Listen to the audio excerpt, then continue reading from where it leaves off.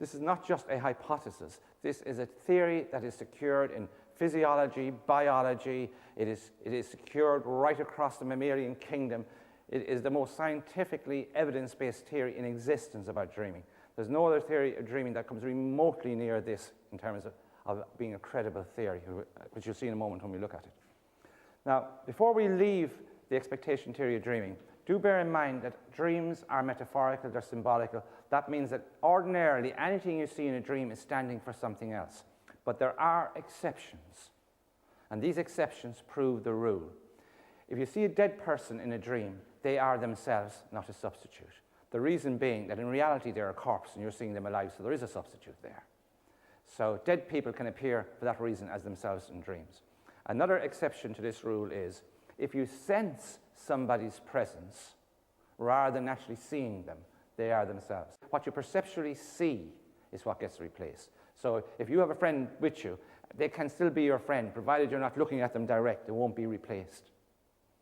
So that's the second thing. If you're sensing the presence of something but you don't actually see them, they will be themselves.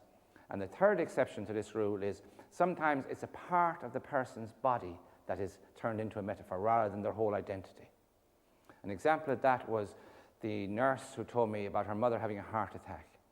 And when she rang her aunts to tell her about her mother's heart attack, she found that the aunts couldn't speak to them because they'd all gone off to get their own hearts checked. They'd already heard about it. And she was a little disappointed in her aunts running off to get their own hearts checked rather than being more concerned about their sister's heart attack, so to speak. That night she had a dream in which she saw her aunts all going very fast up the road, her mother trailing behind. So they are themselves in this dream. But the metaphor was that the bodies of the aunts and the bodies of her mother had turned into chocolate bars.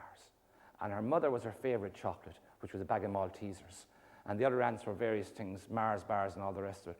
And the metaphor there obviously was that this nurse felt that the family vulnerability to heart attacks was linked to their sweet tooth and overweight. So those are the exceptions, but in all cases the exceptions actually verified the rule rather than disconfirming it.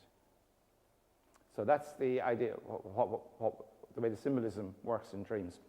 Another challenge that is sometimes put up to this theory is, what about creativity? Dreams can be creative, whereas you are actually saying they are an acting out of a prepared script, acting out of our expectations. So how can dreams then be creative?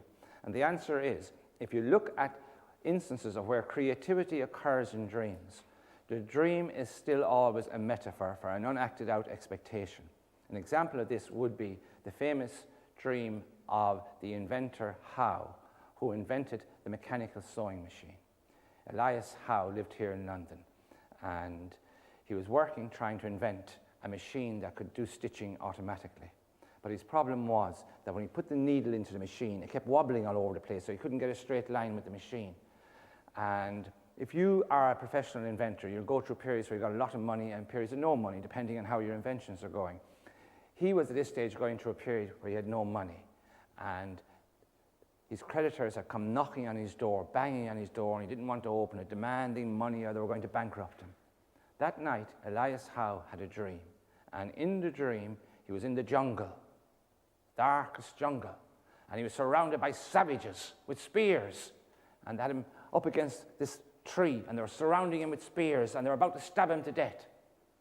So hopefully you can see the metaphor that he regarded his creditors as savages, not understanding the importance of his work, and they're about to murder him. So an acting out of the dream. But in the dream, he notices that the spike, the point of their swords, contains a hole. And he wakes up and he says, "My God, I know how to stabilize a needle. Don't put the hole at the top of the needle. Put it near the point, and then you can keep the point much more easily fixed." So he had the solution to his problem. It came in a dream. But the dream was a metaphor, still a metaphor for a waking expectation. So when solutions appear in dreams, they are smuggled in to the surface structure of the dream as part of the metaphor.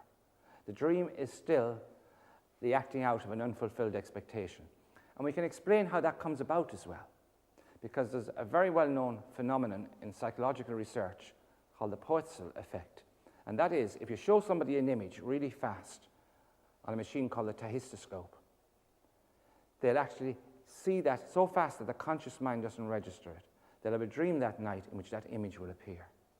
So if there's something just below consciousness that doesn't reach consciousness, that is quite likely to be selected as part of the metaphor for a dream. And the same thing was happening for Elias Howe.